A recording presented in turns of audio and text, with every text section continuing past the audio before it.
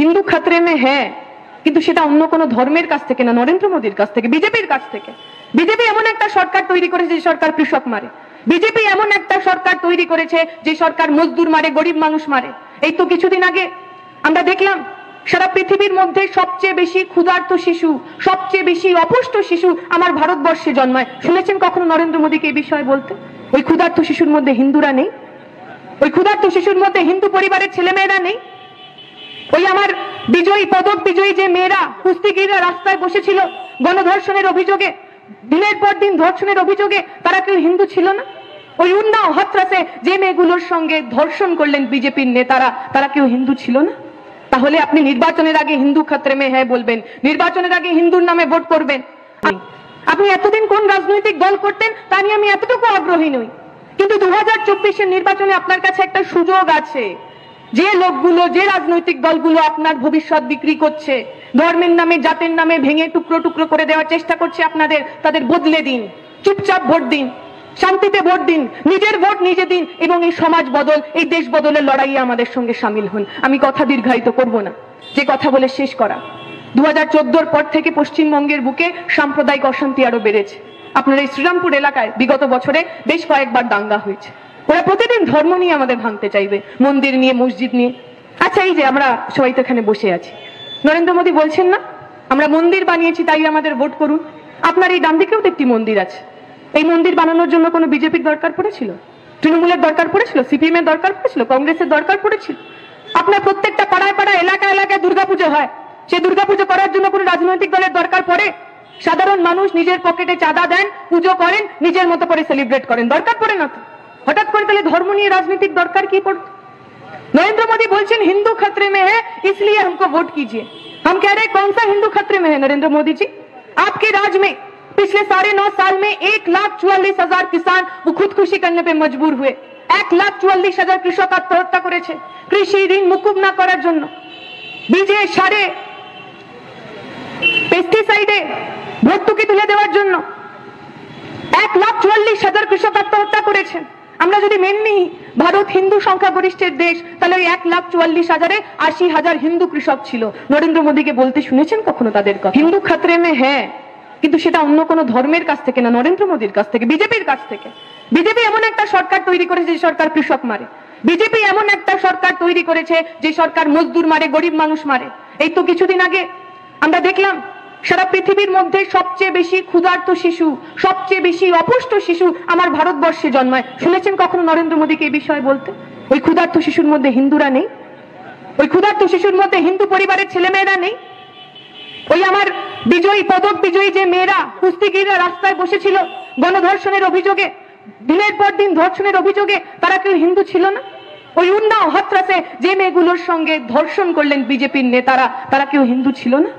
তাহলে আপনি নির্বাচনের আগে হিন্দু খতরে মে হ্যাঁ বলবেন, নির্বাচনের আগে হিন্দুর নামে ভোট করবেন, আর নির্বাচনে জিতে যাওয়ার পর সেই হিন্দু মানুষের লাশের ওপর আপনার সিংহাসন তৈরি হবে। আমরা বামপন্থীরা বলছি, আপনি মন্দিরে যাবেন না মসজিদে যাবেন সেটা আপনার ব্যক্তিগত ব্যাপার।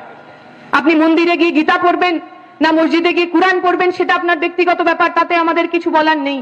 কিন্তু আপনি যদি সাধারণ খেটে খাওয়া মানুষ হন, আপনি যদি লুটেরাদের বিরুদ্ধে, খেটে খাওয়াদের পক্ষে হন, তাহলে লাল ঝান্ডা আপনার জন্য, তাহলে লাল ঝান্ডা আপনার মাথার উপর ছাতার মতো থাকবে। আমার মনে পড়ে যাচ্ছে একটা গল্প। মুজফ্ফরনগরে তখন দাঙ্গা হয়েছে। একজন চাচা তার বাড়ির সামনে বসে আছেন, তার বাড়ি ঘর ধর পুড়ে গেছে, বাড়ির লোকজনকে খুঁজে পাওয়া যাচ্ছে না। কমরেড সীতারাম ইয়েচুরি, আমাদের জেনারেল সেক্রেটারি, তিনি গেছেন প্রতিনিধি দলের সদস্য হয়ে। ওই চাচাকে বলেছেন যে চাচা ইহা পে সেফ নেই, আপনি আমার সাথে আসুন, আপনাকে আমি নিরাপদ জায়গায় রাখবো। চাচা উত্তর দিয়েছেন যেটা তো আমার বাড়ি, আমার দাদা পর দাদা এখানে দাফন হয়েছে, আমি ছোট থেকে এখানেই বড় হয়েছে, আমি আমার বাড়ি ছাড়তে চাই না। তবে বাবা তুমি যদি আমাকে কোথাও নিয়ে যেতে পারো, আমাকে জ্যোতিবাবুর বাংলায় নিয়ে যাও। আমি শুনেছি জ্যোতিবাবুর বাংলায় কোথাও দাঙ্গা হয় না, জ্যোতিবাবুর বাংলায় ধর্মের নামে, জাতের নামে রাজনীতি হয় না। আমাদের ওই জ্যোতিবাবুর বাংলাকে পুনরুদ্ধার করতে হবে। এমন বাংলা, যে বাংলা সারা ভারতের মানুষের জন্য শান্তির জায়গা ছিল, যে বাংলায় 1992-এ বাবরির পর দাঙ্গা হয়নি, 2002-এর পর দাঙ্গা হয়নি। কারণ আমার রাজ্যের মুখ্যমন্ত্রী বুদ্ধদেব ভট্টাচার্য জ্যোতিবাবুর মাইকে দাঁড়িয়ে বলতে পারতেন এটা পশ্চিমবঙ্গ, এখানে দাঙ্গা করতে আসলে মাথা ভেঙে গুড়িয়ে দেওয়া হবে, কোনো হিন্দু, মুসলমান, বৌদ্ধ, খ্রিস্টান দেখা হবে না। আমরা গর্ব করে বলি আমরা ওই লেগেসির অংশ। আমরা গর্ব করে বলি যখন দাঙ্গা হয়েছিল জ্যোতিবাবু হুট খোলা জিপে চলে গেছিলেন ওই দাঙ্গার স্থানে, সেখান থেকে মাইকে দাঁড়িয়ে বলেছিলেন যে আমি শুট অ্যাট সাইটের অর্ডার দিলাম, যাকে দাঙ্গা করতে দেখবে কপালে গুলি করবে। দাঙ্গা হয়নি পশ্চিমবঙ্গের বুকে। 11 সালের পর থেকে দাঙ্গা হয়েছে, কারণ মোদী মমতা দুজনেই চায়। আপনি ধর্ম নিয়ে মেতে থাকুন, আপনি মন্দির মসজিদ নিয়ে মেতে থাকুন, আর প্রশ্ন করতে ভুলে যান কোথায় গেল 3 কোটি চাকরি, কোথায় গেল 2 কোটি চাকরি, কোথায় গেল 15 লাখ টাকা প্রত্যেকের অ্যাকাউন্টে, কোথায় গেল আমার কালো টাকা সুইস ব্যাংক থেকে যা উনি ফিরিয়ে আনার কথা বলেছিলেন, কোথায় গেল সেসব? আপনি মন্দির মসজিদ নিয়ে যদি যত ব্যস্ত থাকবেন, ওরা তত আমার দেশটাকে ওই আদানি আম্বানিদের হাতে বিক্রি করে দেবে। ইলেকটোরাল বন্ডে আপনারা দেখেছেন 6,500 কোটি টাকা, 2,500 কোটি টাকা মোদী মমতা দুজনে মিলে লুটে পুটে খেয়েছেন। আপনারা দেখবেন এখন যদি ওষুধের দোকানে কিনতে যান ওষুধ, সমস্ত ওষুধের দাম বেড়ে গেছে। অ্যাজিথ্রোমাইসিন থেকে শুরু করে বেসিক যে ওষুধগুলো আমরা খাই, কেন বেড়েছে? কারণ এই ওষুধের কোম্পানিগুলো, যে ওষুধের কোম্পানিগুলো ওষুধের দাম বাড়াচ্ছে, তারা ইলেকটোরাল বন্ডে কোটি কোটি টাকা দিয়েছে। তারা বিজেপির পকেট ভরে বলেছে যে এবার আমরা আমাদের মতো করে যা খুশি তাই করব, আমাদের কেউ কিছু বলবে না। আপনি হিন্দু হন, মুসলমান হন, আপনি সিপিএম, তৃণমূল, বিজেপি যাই হন না কেন, ওষুধ তো আপনাকেও কিনতে হয়। গ্যাটের করি তো আপনারও যায়। ভেবে দেখবেন, যারা আমার আপনার জীবন নিয়ে ভাবে না, যারা নিজেদের সিংহাসন বাঁচানোর জন্য আপনাকে খুন করতে পর্যন্ত পিছপা হবে না, এমন লোকেদের সঙ্গে আপনি থাকবেন কিনা। আমি আমার কথা দীর্ঘায়িত করব না।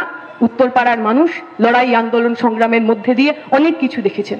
আমার বিশ্বাস আগামী 24-এর নির্বাচনে তৃণমূলকে হারাতে, বিজেপিকে সরাতে, পশ্চিমবঙ্গের গ্রামে গ্রামে যখন ওই জুন মাসে নির্বাচনের রেজাল্ট বেরোবে, আমি আশা করব, আমি বিশ্বাস করব সারা বাংলার সঙ্গে সঙ্গে এই উত্তরপাড়ার মানুষ, শ্রীরামপুরের মানুষও করবেন এই। আপনি চান না আপনার পরিবারের ছেলেটা দাঙ্গাবাজ হোক। দেখবেন যখন দাঙ্গা হয়, যে ছেলেটা ওই গেরুয়া ঝান্ডা নিয়ে সবার আগে মারপিট করতে যায়, খুঁজে দেখবেন ওর পরিচয়। সেই ছেলেটা কোনো বিজেপির বড় নেতার ছেলে না, সেই ছেলেটা কোনো বিজেপির বড় নেতা তার পরিবারের কেউ না। সেই ছেলেটা গরিব হিন্দু পরিবারের ছেলে, যার বাড়িতে সত্যিই অভাব। দাদা বলেছে 500 টাকা নে, ওইখানে যা, ঝামেলা ঝঞ্ঝাট কর, মসজিদে ঢিল মার, ওর বাড়িতে ঢিল মার, 500 টাকা পাবি, আরো 500 টাকা পাবি। সে করতে নেমেছে। তৃণমূল, বিজেপি দুজনে মিলে আমার প্রজন্মকে ক্রিমিনাল বানাতে চায়। আর আমরা বলছি, আমরা যারা বামপন্থীরা, আপনারা যদি আমাদের ওপর ভরসা করেন, তাহলে আপনার বাড়ির ছেলে যাদের হাতে ওরা লাঠি তুলে দিল, তলোয়ার তুলে দিল, আমরা যদি নির্ণায়ক ভূমিকায় থাকি, ওদের প্রত্যেকের হাতে সাদা চাকরির খাম তুলে দেব। পক্ষ নিন আপনারা, তাদের সঙ্গে থাকবে। পক্ষ নিন আপনারা। এই চুরি দুর্নীতিবাজদের যে সরকার চলছে, এই সরকারকে মেনে নেওয়া যায় কিনা? এক গল্প আমি শুনছিলাম,